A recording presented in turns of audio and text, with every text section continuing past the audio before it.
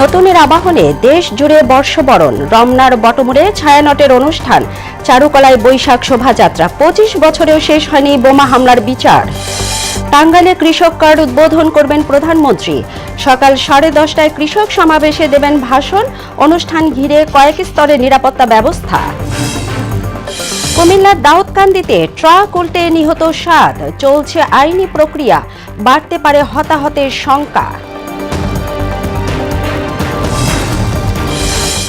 এবং রাজশাহীতে 5 ফ্লাইওভার নির্মাণের যৌক্তিকতা নিয়ে প্রশ্ন খোদ সিটি কর্পোরেশনের। 4 বছর ধীর গতিতে চলছে কাজ, যানজটে বাড়ছে ভোগান্তি।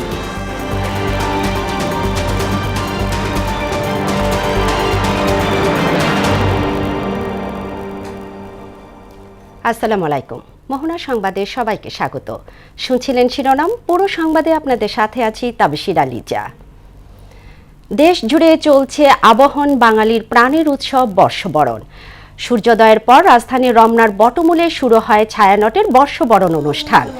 সকাল 6:15 জাগো আলোক লগনে গানের মাধ্যমে চলে আয়োজন। বাংলা নববর্ষ 1433 বরণ করে নিতে এবারের মূল ভাবনা চিত্ত জেথা ভয় শূন্য, উচ্চ জেথা শির। অনুষ্ঠান সাজানো হয় রবীন্দ্রনাথ ঠাকুর, কাজী নজরুল ইসলাম, লালন সাঁই, দ্বিজেন্দ্র লাল রায়, অজয় ভট্টাচার্য, আব্দুল লতিফ, জ্যোতিরিন্দ্র মৈত্রের গান দিয়ে। এর পাশাপাশি চলে লোকগান। নববর্ষের সাজে সজ্জিত হয়ে ঢল নামে সব বয়সী মানুষের উৎসব মুখর পরিবেশ ছিল আয়োজন ঘিরে। রাজধানীর রমনা বটমূলে পহেলা বৈশাখে সংঘটিত ভয়াবহ বোমা হামলার 25 বছর পেরিয়ে গেলেও এখনও শেষ হয়নি বিচার কাজ। 2001 সালের 14 এপ্রিল ছায়ানটে বর্ষবরণ অনুষ্ঠানে চালানো হয় ওই হামলায় অন্তত 10 জন নিহত এবং অর্ধশতাধিক মানুষ আহত হন। ঘটনার পর হত্যা ও বিস্ফোরক আইনে 2টি মামলা দায়ের করা হয়। হত্যা মামলার রায় 2014 সালে হলেও তা এখনও উচ্চ আদালতে চূড়ান্ত নিষ্পত্তির অপেক্ষায় রয়েছে। অন্যদিকে বিস্ফোরক আইনের মামলাটি নিম্ন আদালতে 4 বছর ধরে আটকে আছে আত্মপক্ষ সমর্থনের শুনানিতে। বাংলা বর্ষবরণকে ঘিরে প্রতি বছরের মতো এবারেও ঢাকা বিশ্ববিদ্যালয় থেকে বের হচ্ছে শোভাযাত্রা। আগে মঙ্গল শোভাযাত্রা নামে থাকলেও এবার প্রথমবারের মতো বৈশাখ শোভাযাত্রা নামে হবে। বিভিন্ন ধরনের ব্যানার, ফেস্টুন, প্রতীক নিয়ে হবে বৈশাখ শোভাযাত্রা। এর মাধ্যমে গ্রাম বাংলার ঐতিহ্যের পাশাপাশি অসাম্প্রদায়িকতা, শান্তি ও ঐক্যকে ফুটিয়ে তোলা হবে। এবারের বৈশাখ শোভাযাত্রার মূল প্রতিপাদ্য নববর্ষের ঐক্যতান, গণতন্ত্রের পুনরুত্থান।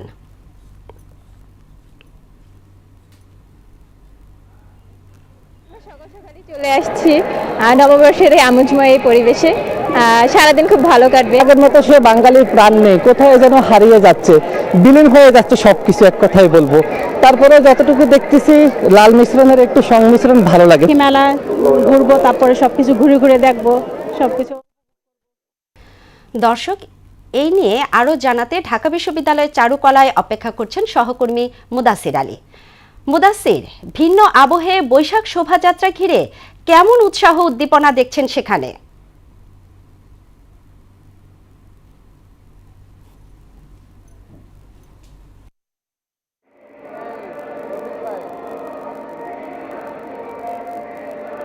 লিজা, প্রথমেই জানিয়ে রাখি শুভ নববর্ষ। প্রতিবারে বাংলা নববর্ষকে কেন্দ্র করে ঢাকা বিশ্ববিদ্যালয়ের চারুকলা থেকে যে শোভাযাত্রাটি বের হয় এবারেও বের হচ্ছে, তবে প্রথমবারের মতো বৈশাখী শোভাযাত্রা নামে কিন্তু বের হচ্ছে। আপনি আমার পেছনে দেখতে পাচ্ছেন যে শোভাযাত্রাটি সেটি কিন্তু একদমই প্রস্তুত এবং একদম দেখতে পাচ্ছেন যে পুলিশের যে অশ্বরোহী বাহিনী সেটি কিন্তু সামনে আছে এবং তার পেছনেই কিন্তু মূল শোভাযাত্রাটি আছে এবং যে ব্যানার ফেস্টুন সেখানেও কিন্তু আছে আপনি যেমনটি দেখতে পাচ্ছেন। এবারে প্রতিবাদের মূল বিষয়টি কিন্তু হচ্ছে নববর্ষের ঐক্যতান, গণতন্ত্রের পুনরুত্থান। বিষয়টি বিষয়টি হচ্ছে যে এতদিন যে গত 1.5 দশক যাবৎ যে স্বৈরশাসক ছিল সেটি অবসান হয়েছে এবং অন্তর্বর্তীকালীন সরকারের যে অনিশ্চয়তা ছিল সেটিও অবসান হয়ে নির্বাচনের মাধ্যমে নির্বাচিত সরকার এসেছে এবং এর মাধ্যমে গণতান্ত্রিক পরিবেশ সৃষ্টি হয়েছে, সেই ধারাটি যেন বজায় থাকে। এর পাশাপাশি কিন্তু দেশে অসাম্প্রদায়িকতা, শান্তি শৃঙ্খলা বজায় থাকে, সেই বিষয়টিকেই মূল লক্ষ্য রেখে কিন্তু এই প্রতিবাদ নেওয়া হয়েছে এবং সেই প্রতিবাদের আঙ্গিকে কিন্তু শোভাযাত্রাটি এবার হচ্ছে। এবং এই শোভাযাত্রাটি আপনাকে একটু বিশেষ জানিয়ে রাখি, এখানে নেওয়া হয়েছে কড়া নিরাপত্তা। যেমনটি বলেছিলাম যে এখানে অশ্বারোহী বাহিনী যেমনটি আমার পেছনে রয়েছে, এর পাশাপাশি কিন্তু র্যাব রয়েছে বিজেপি সহ আরও অন্যান্য আইন শৃঙ্খলা বাহিনী, এছাড়াও সাদা পোশাকেও কিন্তু পুলিশ রয়েছে, ডিবি পুলিশ রয়েছে। এছাড়াও বিশ্ববিদ্যালয় কর্তৃপক্ষ থেকেও কিন্তু অতিরিক্ত নিরাপত্তা নেওয়া হয়েছে। তো বিষয়টি হচ্ছে আর কিছুক্ষণের মধ্যে কিন্তু শোভাযাত্রা, এই তো এখনই শুরু হতে যাচ্ছে শোভাযাত্রা। শোভাযাত্রাটি শুরু হয়ে গেছে লিজা। এই শোভাযাত্রাটি কিন্তু শাহবাগ থেকে দোয়েল চত্বর হয়ে আবার কিন্তু টিএসসি দোয়েল চত্বর হয়ে কিন্তু আবার চারুকলা এসে কিন্তু এটি শেষ হবে এবং এখন কিন্তু ইতিমধ্যে শুরু হয়েছে যেমনটি দেখতে পাচ্ছেন। এখন অশ্বারোহী বাহিনী যেটি এখন শুরু হয়েছে, আইন শৃঙ্খলা রক্ষাকারী বাহিনী সবাইকে সরিয়ে দিচ্ছে এবং এটি কিন্তু এখন শাহবাগ থেকে রওনা হয়েছে। যে বিষয়টি হচ্ছে যে ব্যবস্থাপনা, সে ব্যবস্থাপনায় কিন্তু অনেকটাই সন্তুষ্ট সবাই এবং তারা যেটি জানিয়েছে তারা যথেষ্ট নিরাপদ বোধ করছেন এবং এর পাশাপাশি কিন্তু যে বিষয়টি আপনাকে একটু জানিয়ে রাখতে চাই সেটি হচ্ছে যে এখানে কিন্তু মানুষ বেশ স্বাচ্ছন্দ্য বোধ করছে এবং এখন দেখতে পাচ্ছেন যে এখানে কি পরিমাণ নিরাপত্তা নেওয়া হয়েছে লিজা, কোনো অংশে কমতি রাখা হয়নি। এখন কিন্তু পতাকা সম্বলিত একটি মিছিল বের হচ্ছে, এর পরে কিন্তু ব্যানার ফেস্টুন নিয়ে কিন্তু এই শোভাযাত্রার যে মূল আনুষ্ঠানিকতা সেটি কিন্তু শুরু হয়ে গেছে। তো আপাতত লিজা এই হচ্ছে শোভাযাত্রার মূল আয়োজনের তথ্যচিত্র আমার কাছে। জি মুদাসির, আপনাকে ধন্যবাদ। কৃষক কার্ড বিতরণ কর্মসূচি উদ্বোধন করতে আজ টাঙ্গাইল যাচ্ছেন প্রধানমন্ত্রী তারেক রহমান। সকাল 10টায় টাঙ্গাইলে পৌঁছে প্রথমে মাওলানা আব্দুল হামিদ খান ভাসানীর মাজার জিয়ারত করবেন। এরপর সকাল 10:30টায় টাঙ্গাইলের শহীদ মারুফ স্টেডিয়ামে দেশব্যাপী প্রি পাইলটিং হিসেবে কৃষক কার্ড কর্মসূচির উদ্বোধন করবেন এবং কৃষক সমাবেশে বক্তব্য রাখবেন। পরে দুপুর 12:15টায় পৌর উদ্যানে কৃষি মেলার উদ্বোধন করবেন সরকার প্রধান। প্রধানমন্ত্রীর আগমন উপলক্ষে কয়েক স্তরে নিরাপত্তা ব্যবস্থা নিয়েছে প্রশাসন। দর্শক, এই নিয়ে আরও জানাতে টাঙ্গাইল থেকে যুক্ত হচ্ছেন সহকর্মী মীর আনোয়ার হোসেন টুটুল। টুটুল, কৃষক কার্ড বিতরণের উদ্বোধন ঘিরে সার্বিক প্রস্তুতি কেমন দেখছেন?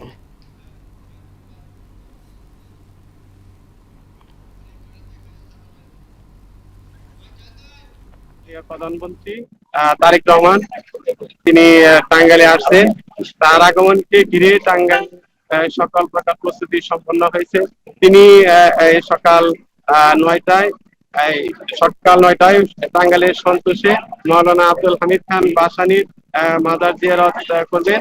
এরপর তিনি শহীদ শেখ মারুফ স্টেডিয়ামে কৃষক কার্ড বিতরণ করবেন। কৃষক কার্ড বিতরণের পরেই তিনি এই স্থানীয় নেতাকর্মী এবং যারা বিভিন্ন এলাকা থেকে আসেন তাদের উদ্দেশ্যে গুরুত্বপূর্ণ বক্তব্য রাখবেন। আর এখানে যে মঞ্চ স্থাপন করা হয়েছে সেই মঞ্চের সভাপতিত্ব করবেন কৃষিমন্ত্রী জনাব আমিনুর রশিদ। এই বক্তব্য প্রদানের পরই তিনি বেলা 12টার সময় শহীদ স্মৃতি পৌর উদ্যানে বৈশাখী মেলা উদ্বোধন করবেন। এই উদ্বোধন করার পরে তিনি স্থানীয় যারা গণ্যমান্য আছেন তাদের সাথে এই মেলার বিভিন্ন স্টল পরিদর্শন করবেন। স্টল পরিদর্শন করার পরে তিনি জেলা প্রশাসকের সম্মেলন কক্ষে সেখানেও তিনি যোগদান করবেন।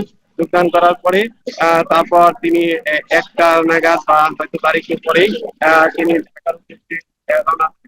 আমি আপনাকে আরেকটু জানিয়ে রাখতে চাই যে প্রধানমন্ত্রী এই আগমনকে ঘিরে আমাদের টাঙ্গাইলের পুলিশ সুপার মোহাম্মদ শামসুল আলম সরকার এবং এই জেলা প্রশাসক শরীফা হক তিনি আমাকে জানিয়েছেন যে প্রধানমন্ত্রী এই দুটি জনসভাকে ঘিরে এই টাঙ্গাইল এবং এর আশপাশের এলাকায় 4 স্তরের নিরাপত্তা বলয় যে নিরাপত্তা বলয় তৈরি করেছে।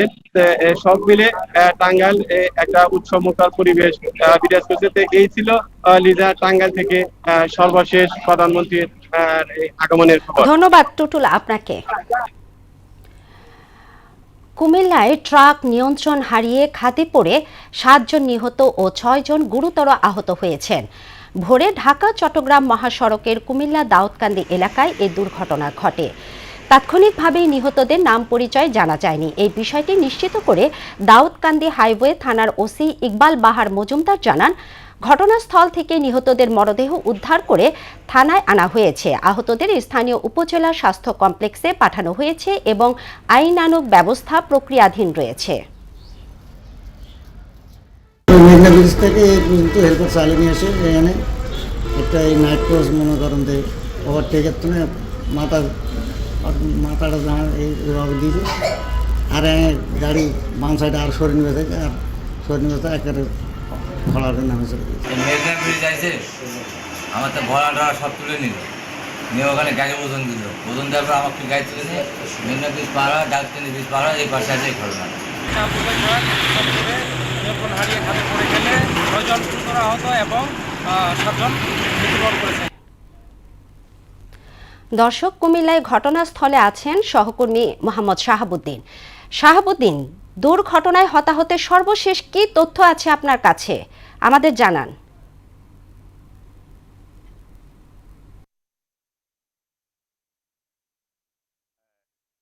ধন্যবাদ আপনাকে। যেমনটি আপনি জানতে চেয়েছেন, আমি রয়েছি এই মুহূর্তে কুমিল্লার দাউদকান্দির হাইওয়ে থানায়। গত রাত 3টার দিকে একটি ট্রাক উল্টে এখানে সড়ক দুর্ঘটনায় তাৎক্ষণিক 7 জন নিহতের ঘটনা ঘটেছে। আমরা এই গাড়িতে থাকা চাল বুঝাই করা যে ট্রাক ছিল, ট্রাকের উপরেই আসলে ছিল এই 13 জন শ্রমিক। আসলে এরা শ্রম বিক্রি করে খায়, এরা মূলত দিনাজপুর থেকে কুমিল্লায় আসছিল। আমরা এই 13 জনের মধ্যে যে 7 জন নিহত হয়েছে লাশ দেখতে পাচ্ছেন নিশ্চয়ই হাইওয়ে থানাতে বর্তমানে আছে। আর যে বিষয়টি বলবো সেটি হচ্ছে 6 জনের মধ্যে যে আহত 6 জন, একজন দাউদকান্দি উপজেলা স্বাস্থ্য কমপ্লেক্সে আমরা পেয়েছি, তার সাথে কথা বলার সুযোগ হয়েছিল। তিনি আমাদেরকে যেমনটি জানিয়েছে যে তারা দিনাজপুর থেকে কুমিল্লা আসছিল, কুমিল্লা আসার পথে তারা মেঘনা যেই সেতু আছে সেতুর কাউন্টারে এখানে এসে তারা দেখেছে যে বিষয়টি আমাকে বলেছে যে ড্রাইভার হেল্পারের কাছে গাড়ি চালানোর দায়িত্ব দিয়ে স্টার্টিং দিয়ে সে গাড়ি থেকে তার সিট থেকে সরে যায়। গাড়িটি আসলে মূলত হেল্পার চালাচ্ছিল আর সেই জন্যই মূলত এই দুর্ঘটনা ঘটেছে। হেল্পার বেপরোয়াভাবে গাড়িটি চালাচ্ছিল। এখানে এসে কুমিল্লার দাউদকান্দিতে এসে চট্টগ্রামমুখী যে লেন, এখানে দাউদকান্দির হাসানপুর এলাকায় তাসফিন একটি সিএনজি পাম্প আছে, সিএনজি পাম্পের ঠিক অপোজিটে এই সড়ক দুর্ঘটনাটি ঘটে। এখানে চাল বুঝাই করা যে ট্রাক ছিল, এই ট্রাকের মধ্যে থাকা চাউলের বস্তা উপরে পড়েই মূলত এই নিহতের ঘটনাগুলো ঘটে। তাৎক্ষণিক আমাদেরকে হাইওয়ে পুলিশ ওইখানে গিয়ে তাদেরকে উদ্ধারের কাজ পরিচালনা করে 6 জনকে সেখান থেকে বস্তার নিচ থেকে টেনে টেনে তারা বের করেছে। আর যারা তাৎক্ষণিক নিহত হয়েছে তারা অনেকেই চাউলের বস্তার নিচেই ধামাচাপা পরে মৃত্যুবরণ করে। তো এই ছিল কুমিল্লার দাউদকান্দি থেকে সড়ক দুর্ঘটনার সর্বশেষ আমার কাছে। লিজা, ধন্যবাদ শাহাবুদ্দিন আপনাকে।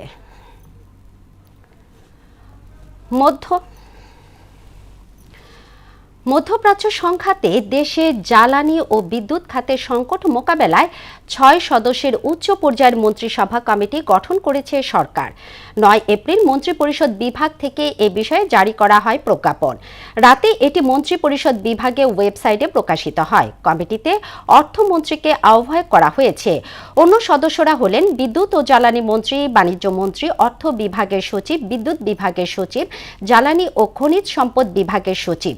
প্রজ্ঞাপনে বলা হয়, জ্বালানি ও বিদ্যুতের ক্রমবর্ধমান সংকট সমাধানে বিদ্যুতের পাইকারি ও খুচরা মূল্যহার সমন্বয়ের বিষয়ে প্রস্তাব প্রণয়নের নিমিত্ত মন্ত্রিসভা কমিটি গঠন করা হয়, যা অবিলম্বে কার্যকর হবে। উত্তরবঙ্গের অন্যতম পরিচ্ছন্ন মহানগরী রাজশাহীতে একসাথে 5টি ফ্লাইওভার নির্মাণ যৌক্তিকতা নিয়ে উঠেছে প্রশ্ন। প্রয়োজনীয়তা না থাকলেও চলমান প্রকল্পগুলো বন্ধ না করে উল্টো নির্মাণ কাজ চালু রেখেছে সিটি কর্পোরেশন। এতে একদিকে যেমন নগরবাসীকে প্রতিদিন পোহাতে হচ্ছে চরম দুর্ভোগ, অন্যদিকে ব্যয় হচ্ছে রাষ্ট্রের কোটি কোটি টাকা। মেহেদী হাসান শ্যামলের প্রতিবেদন, জানাচ্ছেন আফরিন পপি।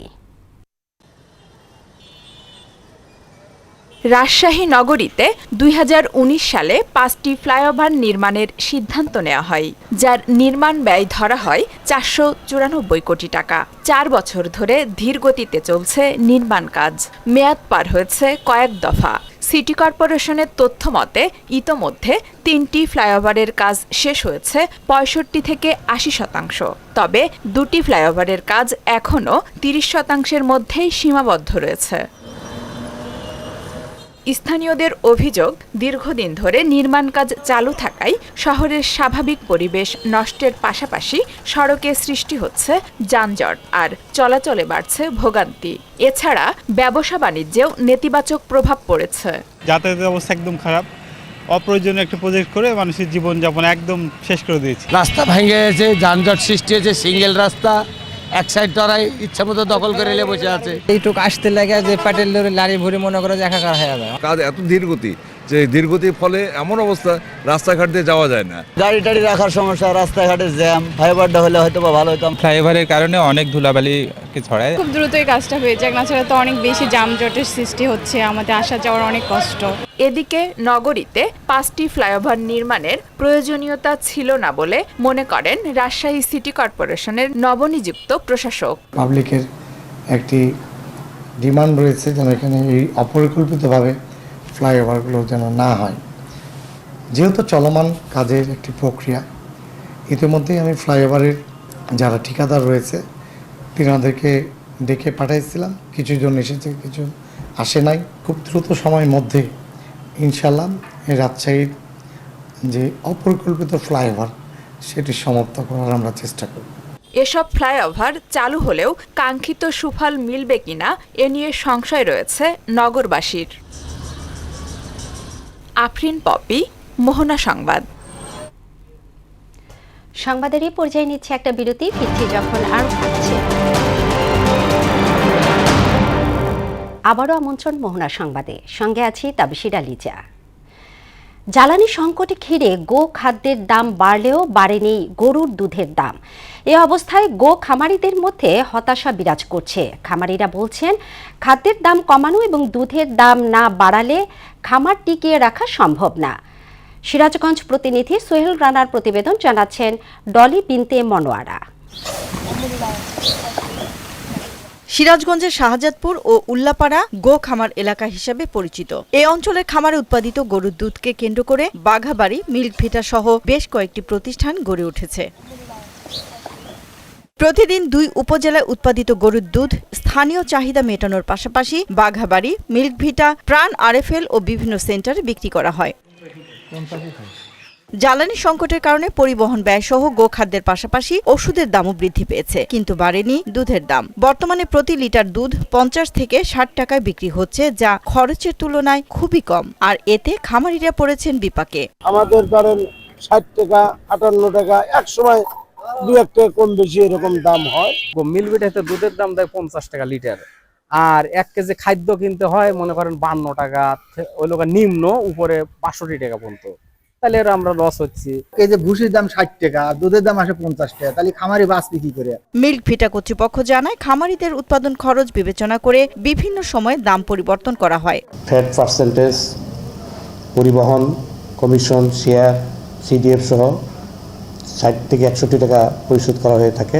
দুধের ফ্লাশ এবং লিন সিজনের উপর ভিত্তি করে দুধের মূল্যটাকে আমরা অপটিমাইজ করে থাকি।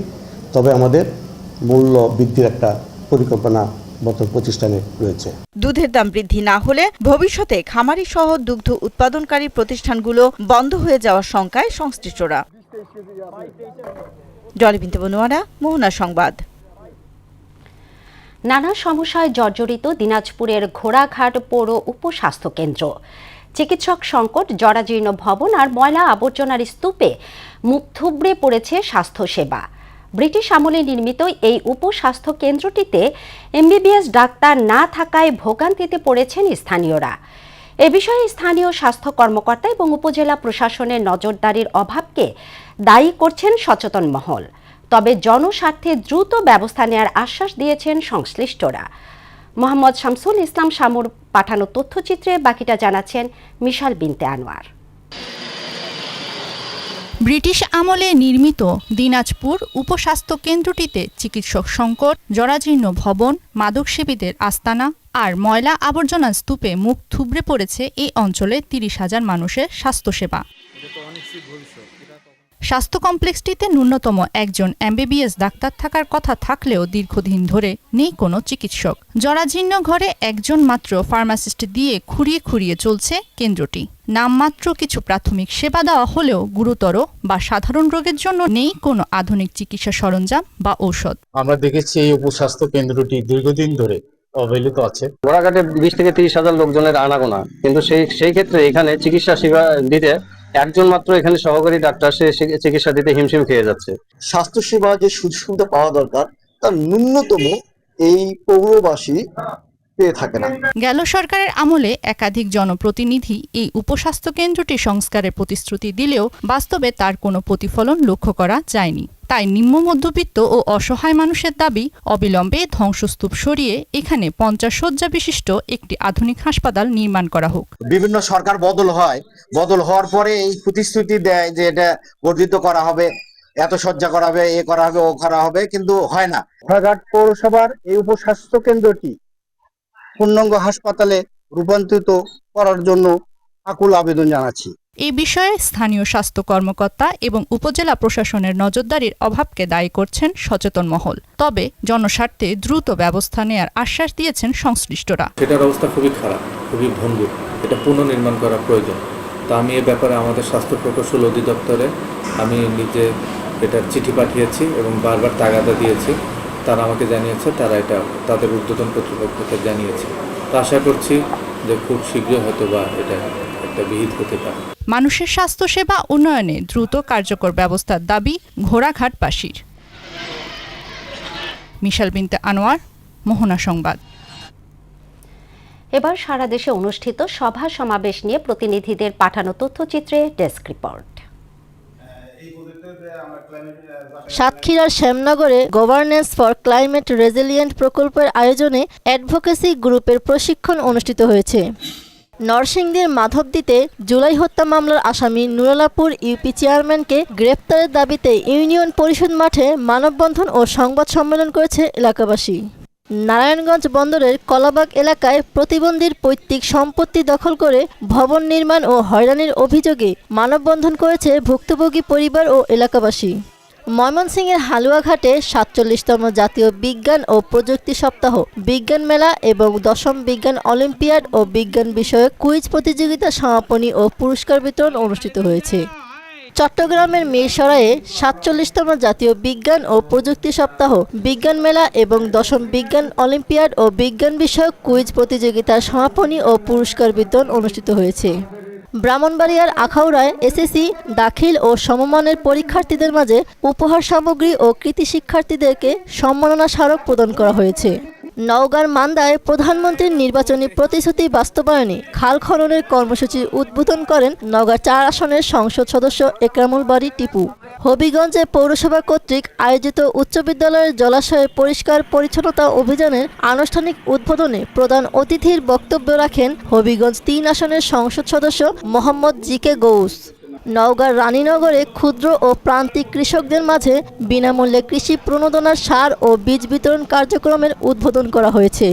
জামালপুরে ব্রহ্মপুত্র ইন্টারন্যাশনাল ইউনিভার্সিটিতে উৎসবমুখর পরিবেশে নবীনবরণ, বিদায় সংবর্ধনা এবং বিআই স্পোর্টস উইক ২০২৬-এর পুরস্কার বিতরণ অনুষ্ঠিত হয়েছে। নাটোরের গুরুদাসপুরে খাল খনন প্রকল্প কর্মসূচির উদ্বোধন করেন নাটোর ৪ আসনের সংসদ সদস্য আব্দুল আজিজ। পুষ্টি সমৃদ্ধ খাদ্য উৎপাদন বৃদ্ধি, নিরাপত্তা নিশ্চিতকরণ ও টেকসই কৃষি ব্যবস্থা গড়ে তোলার লক্ষ্যে ঠাকুরগাঁয়ে জিঙ্ক সমৃদ্ধ ধান ও গম চাষে প্রদর্শনী কৃষকদের প্রশিক্ষণ কর্মশালা অনুষ্ঠিত হয়েছে। নবাবগঞ্জের দোহারে বাংলাদেশ পানি উন্নয়ন বোর্ড কর্তৃক প্রস্তাবিত খাল খননের কাজ বাস্তবায়নে সরকারি অন্যান্য প্রতিষ্ঠানের সাথে দ্বৈততা পরিহার জন্য অংশীজনের সাথে সমন্বয় সভা অনুষ্ঠিত হয়েছে। ঝালকাঠির কাঠালিয়ায় সুশীল সমাজের সঙ্গে উন্নয়নমূলক কর্মকাণ্ড বিষয়ক মতবিনিময় সভা করেছেন সংসদ সদস্য রফিকুল ইসলাম জামাল। পটুয়াখালীর রাঙ্গাবালিতে হাসপাতালের নির্মাণ কাজ দ্রুত শেষ করার দাবিতে মানববন্ধন করেছে এলাকাবাসী। মাহমুদা আক্তার, মোহনা সংবাদ। আন্তর্জাতিক প্রসঙ্গ। ইরান ও যুক্তরাষ্ট্রের মধ্যে যুদ্ধে উত্তেজনা নতুন করে তীব্র আকার ধারণ করেছে। ইরানের বন্দর ঘিরে মার্কিন নৌ অবরোধ কার্যকর হওয়ার পর পাল্টাপাল্টি হামলার হুমকি দিয়েছে উভয় পক্ষ। মার্কিন প্রেসিডেন্ট ডোনাল্ড ট্রাম্প সতর্ক করে বলেছেন, অবরোধ ভাঙার চেষ্টা করলে ইরানের দ্রুতগামী যুদ্ধজাহাজ ডুবিয়ে দেয়া হবে। জবাবে ইরানের পক্ষ থেকেও কঠোর হুঁশিয়ারি এসেছে, তাদের জলসীমায় আগ্রাসন হলে মার্কিন নৌবাহিনীকে লক্ষ্যবস্তু করা হবে। বিশ্বের গুরুত্বপূর্ণ তেল পরিবহন পথ হরমুজ প্রণালী ঘিরে এই উত্তেজনা বৈশ্বিক বাণিজ্য ও জ্বালানি নিরাপত্তায় বড় শঙ্কা তৈরি করেছে। দর্শক, এই পর্যায়ে জানিয়ে দিচ্ছে আজকের সংবাদপত্রের গুরুত্বপূর্ণ শিরোনাম।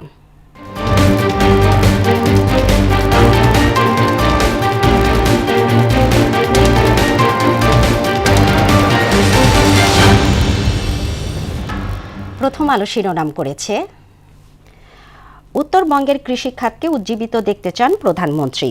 অকটেনের মজুদ বাড়ছে, কমেছে সরবরাহ, ভোগান্তি। নতুন দিনে নতুন আশা। দৈনিক ইত্তেফাকের শিরোনাম, ইরানের সব বন্দর অবরোধ যুক্তরাষ্ট্রের। যাক পুরাতন স্মৃতি, যাক ভুলে যাওয়া গীতি। আজ পহেলা বৈশাখ। পহেলা বৈশাখ আমাদের আত্মপরিচয়ের এক অনন্য প্রতীক। প্রধানমন্ত্রী। বেড়েই চলেছে হামের প্রকোপ। এরপরে আছে সমকাল। সংকটে শ্রমবাজার ফেরত আসছে বাংলাদেশিরা। বিনিয়োগে আস্থা বাড়ানোর পদক্ষেপ চান ব্যবসায়ীরা। কৃষিভিত্তিক শিল্পে বাড়তি নজর দিতে চায় সরকার।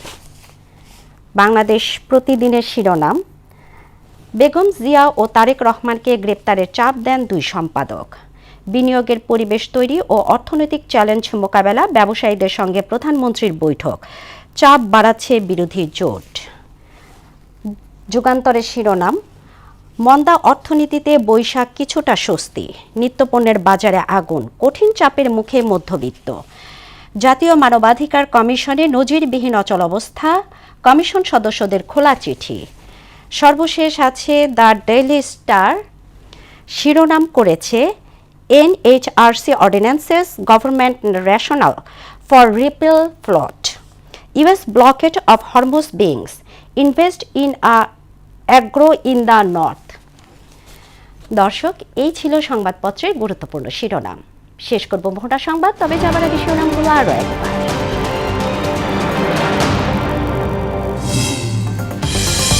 নতুনের আবাহনে দেশ জুড়ে বর্ষবরণ। রমনার বটমূলে ছায়ানটের অনুষ্ঠান, চারুকলায় বৈশাখ শোভাযাত্রা। 25 বছরেও শেষ হয়নি বোমা হামলার বিচার। টাঙ্গাইলে কৃষক কার্ড উদ্বোধন করবেন প্রধানমন্ত্রী। সকাল 10:30টায় কৃষক সমাবেশে দেবেন ভাষণ। অনুষ্ঠান ঘিরে কয়েক স্তরে নিরাপত্তা ব্যবস্থা। কুমিল্লার দাউদকান্দিতে ট্রাক উল্টে নিহত 7। চলছে আইনি প্রক্রিয়া, বাড়তে পারে হতাহতের শঙ্কা।